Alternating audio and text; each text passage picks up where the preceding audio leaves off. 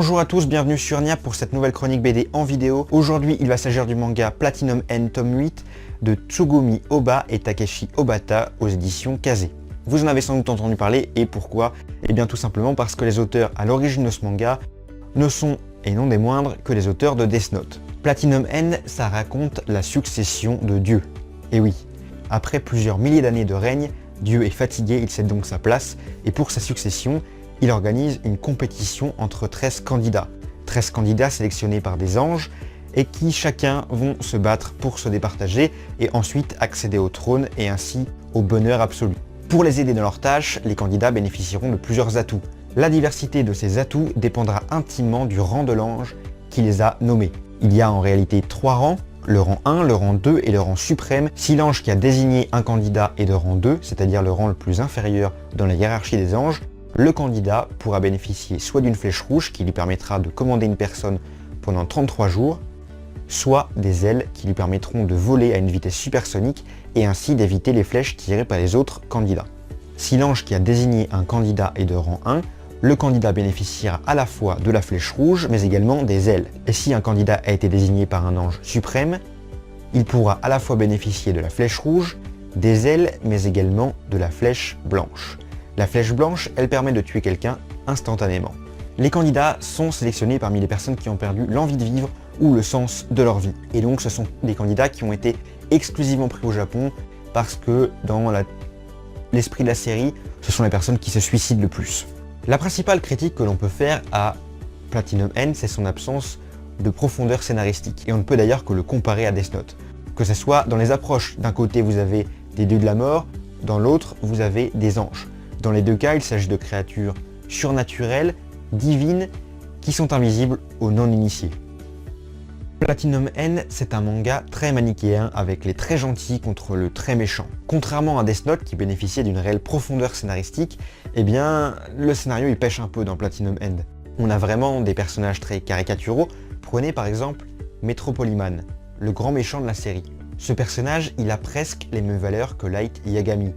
Il veut devenir Dieu, il a des valeurs qui consistent à supprimer toute une partie de la population qui lui déplaît, et il est prêt à tout pour ça, y compris à tuer des gens, innocents ou non. Et face à lui, vous avez Mirai, qui est un peu le grand gentil de l'histoire, le personnage principal, qui se refuse à tuer quiconque, même en cas de légitime défense.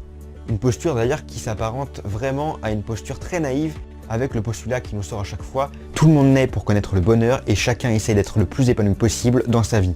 Au départ, Platinum End, ça commençait plutôt très bien, on avait une réelle complémentarité avec le manga Death Note. Sauf que là où Death Note avait une réelle profondeur scénaristique, eh bien Platinum End reste en surface. Ça aborde malgré tout des thématiques intéressantes, le harcèlement scolaire, la fin de vie, les classes sociales, sauf que du coup, eh bien, ça reste très en surface. Dommage. Ce 8e tome, il marque une rupture, mais dans la continuité de tomes précédents. Vous avez des morts importants dans ce tome, des morts qui vont changer le statu quo instauré entre le camp des gentils et le grand méchant. Sauf que du coup, on s'aperçoit assez vite que, indépendamment des lignes qui bougent, et au final, les choses ne bougent pas réellement. Et c'est bien dommage, parce qu'on attendait une réelle progression dans la trame scénaristique. Ça n'arrive malheureusement pas, et on espère que le tome 9 saura apporter ce bouleversement, en tout cas, cette évolution. Ce 8e tome, il met fin à un combat qui a duré 4 tomes. 4 tomes de conflits, de combats. Du coup, forcément, quand les personnages s'opposent, il n'y a pas forcément d'évolution scénaristique. Les périodes psychologiques, qui sont parfois des périodes un peu plus lentes, qui sont parfois des périodes charnières, ça c'est ce qu'on avait dans Death Note. Dans Platinum End, vous n'avez pas réellement ça. Les périodes inter-combats sont finalement des périodes qui leur permettent de reprendre leur force entre les combats et dans lesquels il ne se passe pas réellement grand chose. D'ailleurs, le grand méchant Metropoliman, il a cette phrase que je trouve absolument géniale: on se croirait dans une série B interminable. Et bien c'est un petit peu l'effet que ça m'a fait dans ce tome 8.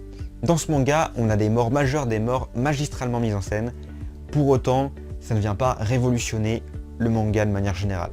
Graphiquement, c'est d'ailleurs le gros point fort de cette saga, c'est toujours aussi sublime que ce qu'on avait eu l'occasion d'avoir dans Death Note. Le trait de Takeshi Obata, il est d'un réalisme et d'une expressivité folle.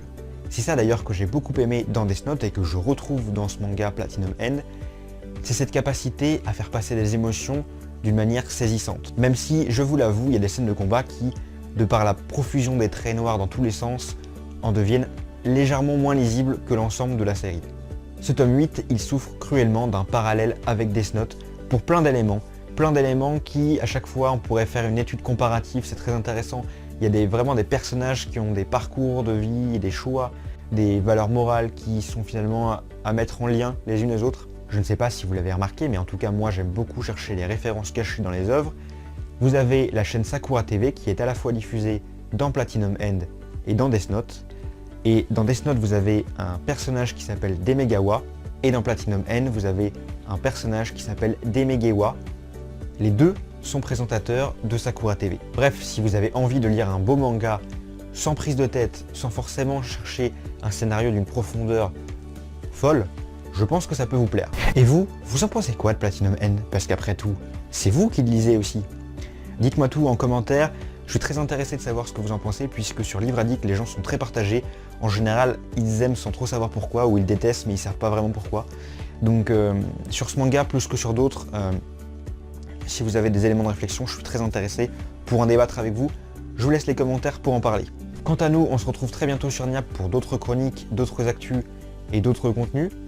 Sachez qu'en ce moment, on a un nouveau format qui s'appelle les 60 secondes chroniques, où on vous parle d'albums en 60 secondes.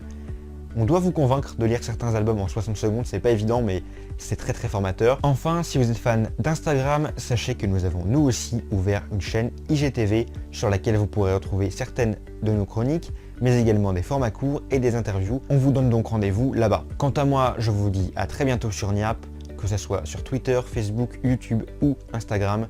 À très bientôt, bye.